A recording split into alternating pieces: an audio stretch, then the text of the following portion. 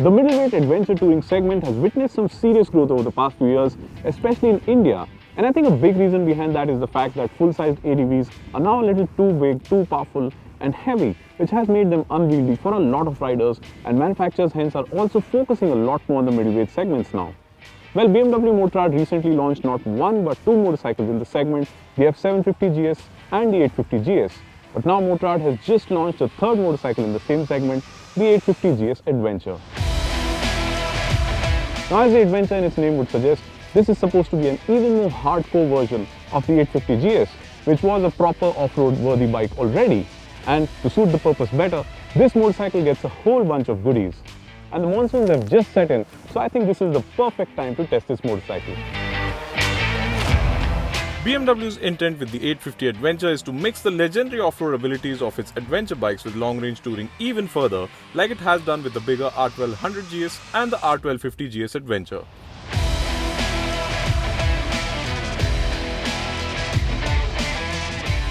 So the 850 GS Adventure gets a bigger 23-litre fuel tank that translates to a range of over 350 kilometers. Visually, the design is similar to the standard 850, but the Adventure looks a lot wider when viewed head-on thanks to the larger fuel tank, and in fact, it looks almost as wide as the 1250. The LED daytime running lamps and LED headlights are the same as the standard 850, but you get a taller, height-adjustable windscreen here in keeping with the bike's positioning as a long-distance tourer. Now, the screen may look smaller than the ones you see on a lot of ADVs today, but when raised, it offers adequate wind protection even at 180 km per hour. At 230 mm, the upside-down front forks offer even more travel, but more importantly, the bodywork is more aggressive here. And as I mentioned, a lot of the bits you see here are standard, including the handguards, the anti-slip enduro footrest, crash guards for the engine and fairing, and the luggage racks as well. The 6.5-inch TFT display for the instrument cluster is an optional extra, but is something you want given the amount of information it offers, and also the fact that it lets you pair your smartphone to the bike via Bluetooth to access a range of functions, including controlling phone calls and music. All menu functions for the display are accessed via this rotary controller, which takes a few minutes to get used to, but once you do, using it is a breeze. On the whole, the 850 GS Adventure looks tougher and more purpose-built than the standard 850 GS, which looks like a large trail bike, and the Adventure here thus also looks far more appealing, especially in this blue rally paint scheme. The engine powering the 850 GS Adventure is the exact same 853cc parallel twin motor that also powers the standard 850 GS, and this motor is in the exact same state of tune and is mated to the same 6-speed gearbox as well. As an option, you can also go in for a bidirectional Quickshifter or a Pro package, which brings with it two additional riding modes which are Enduro and Dynamic, apart from the rain and road modes which are standard. The 270-degree firing order has made for a likeable soundtrack for the parallel twin engine, and it sounds aggressive while feeling eager to build it. As we have seen on the standard 850, the engine has been detuned slightly for India given the quality of fuel in our country, and it offers 90 PS and 86 Nm as opposed to the 95 PS and 92 Nm it offers abroad. But given how quick it is to rev and how linear the power delivery is, you never feel the deficit or the need for more power. In fact, acceleration in dynamic mode is strong enough to surprise you and make you wonder if the bike makes over 100 PS of power. The power delivery is also linear enough to let you make rapid progress in higher gears at low revs, and I am impressed with how tractable the engine is. That said, the engine does tend to heat up in traffic, and a lot of the heat generated is sent to the rider's legs, which could be a problem in our summers. And while refinement is impressive, I wish the engine was slightly smoother at high revs. On the other hand, the 6-speed gearbox works well in terms of offering precise shifts, but the Quickshifter feels smoothest only when you have the throttle wide open and not when using it at path throttling. The ergonomics on this motorcycle make for a comfortable seating position, and spending long hours in the saddle is thus never an issue, though I wish the seat was slightly softer than what it is right now. On the other hand, the ride quality is excellent, as you would expect of a touring motorcycle from a brand like BMW. And so is the handling, but with that said, the 21-inch front wheel on this motorcycle does rob you of some feedback around corners.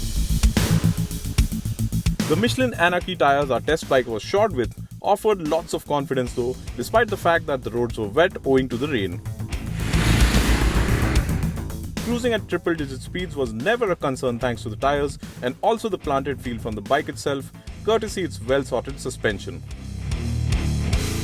The front forks offer no adjustment at all, but manage a good mix between good handling and a plush ride on almost any surface, and I like how well the long travel forks soak up undulations. Our test bike was also equipped with the optional semi-electronic rear monoshock from ZF, and the unit certainly impresses.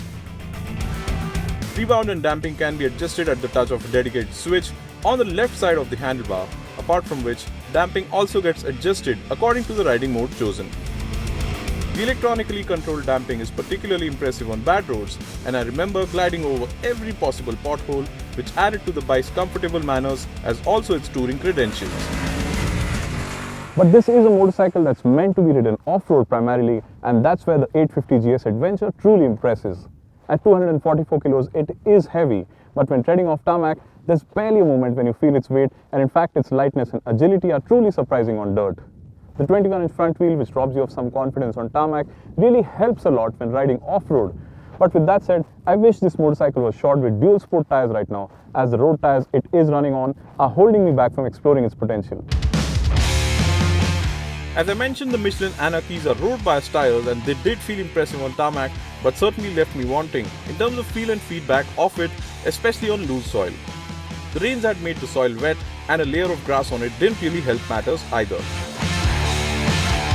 As a result, sliding the bike was extremely easy, but once the tail was out, I had no feel at all and had to slow down to get some feedback. That's where the 850 GS Adventure's Enduro mode helped though.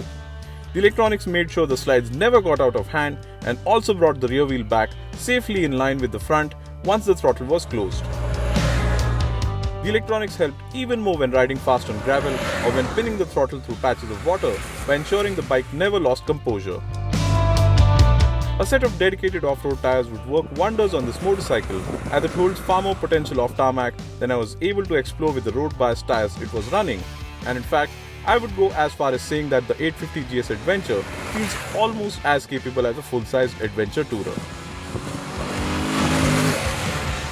To sum it up, the 850 GS Adventure feels like a proper hardcore adventure touring motorcycle, and in that sense, I think it lives up to the adventure suffix in its name because it is comfortable on tarmac, has a lot of potential off tarmac, while feeling as reliable as you expect a BMW to.